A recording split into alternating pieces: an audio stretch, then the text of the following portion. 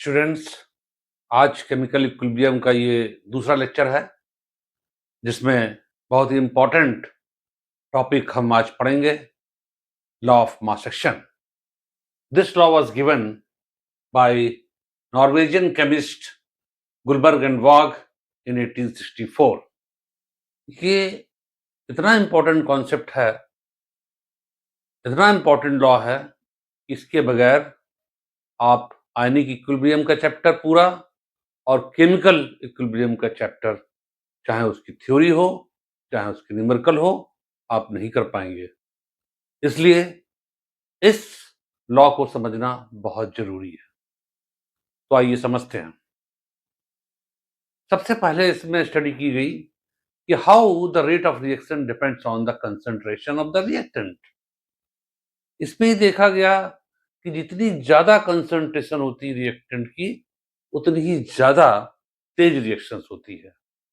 More the concentration, more will be the rate of the reaction. तो इसको statement के रूप में कुछ इस प्रकार से कहा गया है, rate of any reaction is directly proportional to the product of the reactant raised to the power equal to their stoichiometric coefficient as mentioned in the balance chemical reaction। इसका मतलब ये हुआ कि जितनी ज्यादा कंसंट्रेशन होगी उतनी ही तेज रिएक्शन होगी। More the concentration of the reactant, more will be the rate of the reaction. और जैसे जैसे रिएक्टेंट की कंसंट्रेशन कम होती जाएगी, रेट ऑफ रिएक्शन कम होता जाएगा। यहां पर मोलर कंसंट्रेशन को एक्टिव मास कहा गया है। Active mass is nothing but its molar concentration. इसको फर्दर समझने के लिए एक रिएक्शन लेते हैं। Suppose general equation A mole of capital A plus B mole of capital B gives you C mole of C and D mole of T.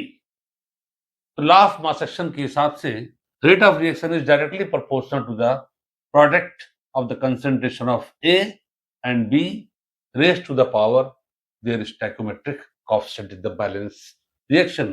These are the stoichiometric coefficient. अगर sign of proportionality हटाएंगे तो एक constant लगाएंगे तो ये बन जाएगी equation K times molar concentration of A to the power A into molar concentration of B to the power B.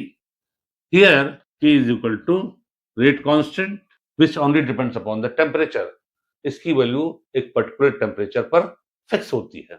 Now next topic है लॉ ऑफ केमिकल इक्विलिब्रियम।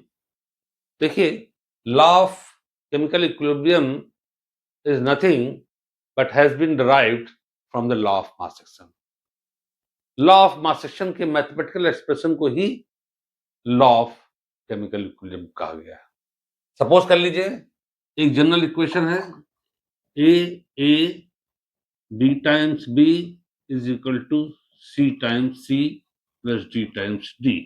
इसमें अगर law of mass action apply करें तो होगा rate of forward reaction is equal to या proportional to active mass of A to the power A active mass of B to the power B. This sign of proportionality can be removed by a constant kf a to the power a and b to the power b. This kf is called the rate constant for the forward reaction. Similarly, the rate of backward reaction is proportional to the active mass of c to the power c into active mass of d to the power d. This sign of proportionality is removed by a constant kb. At chemical equilibrium, rate of forward reaction is equal to rate of backward reaction. Let us apply. Rf is equal to Rb. Therefore, Kf times molar concentration or active mass of A into active mass of B is equal to Kb, active mass of C to the power C, active mass of D to the power D. Kf upon Kb is equal to C to the power C d to the power d over a to the power a and b to the power b।